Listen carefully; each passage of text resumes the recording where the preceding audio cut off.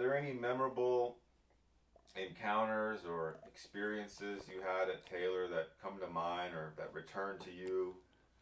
Maybe animal encounters or just moments of zen, as you've called them, or anything like that that sticks out to you over the years?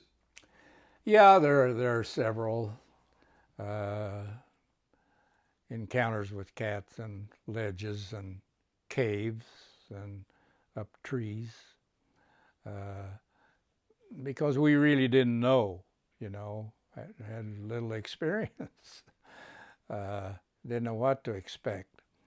And cats could have attacked us on a number, both Wilbur and I, on a number of occasions had they chose to, but they wanted to get away. That's all they wanted to do. Uh, but there's one incident with the dogs and with Wilbur that is fresh in my mind that will never go away.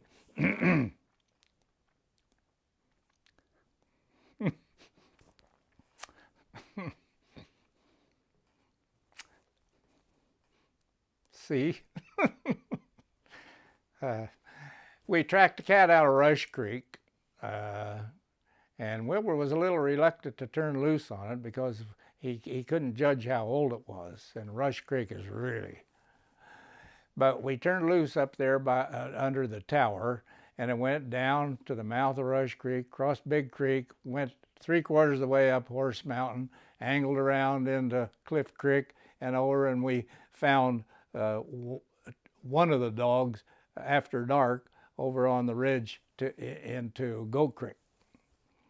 So we went, dropped off into Taylor Ranch for the night, and got up early and went back up on the ridge the next morning and found the other two dogs that had treed a cougar, but were off on a cliff, and I had to go off the cliff with a rope to get the dogs off that cliff. But we marked that cougar, and but Little Red was gone, his favorite, and we tracked him off into Goat Creek and up onto Dunce Creek Ridge. Still no red, and dark. So we got back to Taylor's, and Wilbur figured he was gone. So we spent all the next day tracking that country, and didn't find his track. And Wilbur said either the cougars killed him or he's run off a cliff. But we got up the next morning and he said, well, let's go down and make one more look.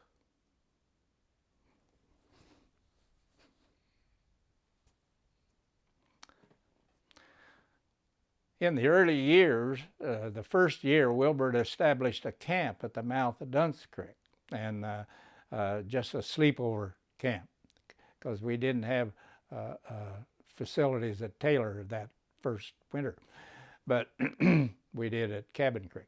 But anyway, uh, uh, we went down and no tracks on the trail, nothing, and we approached that old campsite, and here comes Red, bounding out of the creek bottom, barking his head off at us, and he didn't recognize it. Sorry. But then he got our wind, and here he comes running and jumping.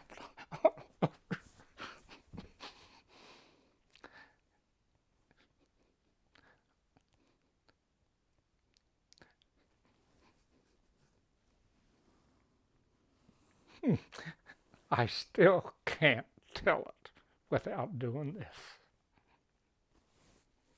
It was just so,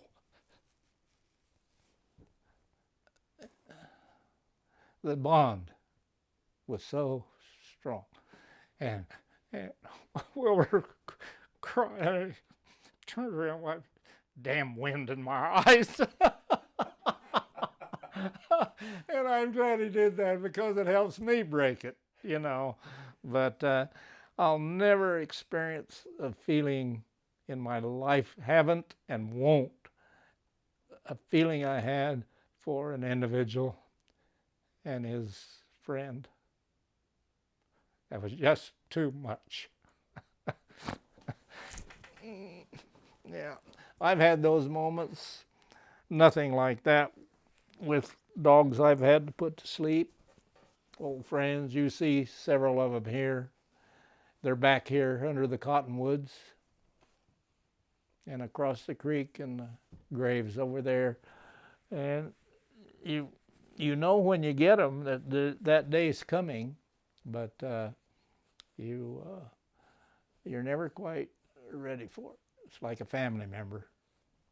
But that was the most powerful moment I had in all the years of that work. It just surpassed anything else with the work, the cats, or anything else. That's just seared into my soul. That's the kind of person he was. Yeah, and he didn't want to go the way he did in a bed at a VA facility. He wanted to die back at the cabin. He was 101, right? Pardon? He was 101, right? 103, yeah. Yeah. And he was, he gardened and everything right up to 100. And loved that cabin and loved Big Creek. And but we don't always choose everything we want. He wintered in Arizona. He'd drive down there 2 days every year, close the place at Big Creek. And that last year he was failing some when he was 100 or approaching 100. And I offered to drive him down, and he said, "Oh no, how would you get home?" And I said, "Hell, you can just take me into Phoenix and I can fly home." "Oh no, I'll make it. Well, he always called as soon as he got there. Well, I didn't get any call. And I said to Leslie, my wife, it's not like him not to let us know he's there. He made it there. 2 days later, I was all packed up to go bird hunting in Montana, and the phone rang, and it was a hospital in Ely, Nevada. Wilbur driven into the night and went off in a construction site access road and smashed into the back of a big truck. And he was in the hospital in Ely. And he should have been killed from the looks of that car. So I went down and got him and brought him up, and he stayed with us. We have a place over in Eagle where we spend the winter, near Eagle. And Wilbur spent a month with us until an opening opened up at the VA. And we got him in there, and there he was there until well, I'm skipping some here. Went into a rest home, and he was up and around. He'd get up, shower himself, and come out to the mess hall for dining room and all. But he wanted to go back and spend some time at Big Creek, and I objected to it because I could see that it wasn't safe for him in that old cabin, and he had to have a walker. But he prevailed, and his friends all supported it. So he went back, and the first night he fell and cut his ankle severely. Well, I flew in there and took him immediately, and an infection had set in just literally overnight. The leg was as red as blood and swollen and all. So I took him into McCall, and they pumped him full of antibiotics and all of that, and wrapped him up and everything, and said it's okay, but you can't get around. So we drove back in, the big creek. And I said, Wilbur, I think we should go out. Oh no, I'll be all right. He couldn't get up the next morning. Couldn't move. So I called the life flight and brought him in, and then we started. He got him into, he said, you have two options here. We can amputate that foot and stop that infection, or let it go and it'll spread in your system and you'll die. Well, he elected the latter. He didn't want his foot cut off. The thing healed up. It astounded him. It astounded the VA doctors. They couldn't believe it.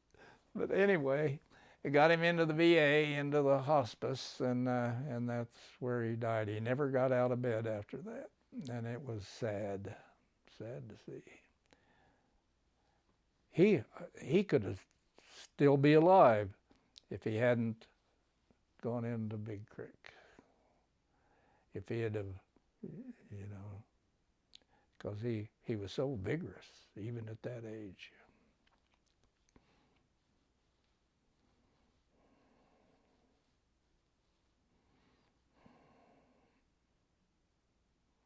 Yeah, Wilbur, he was a good one. One of those people, a handshake was his bond.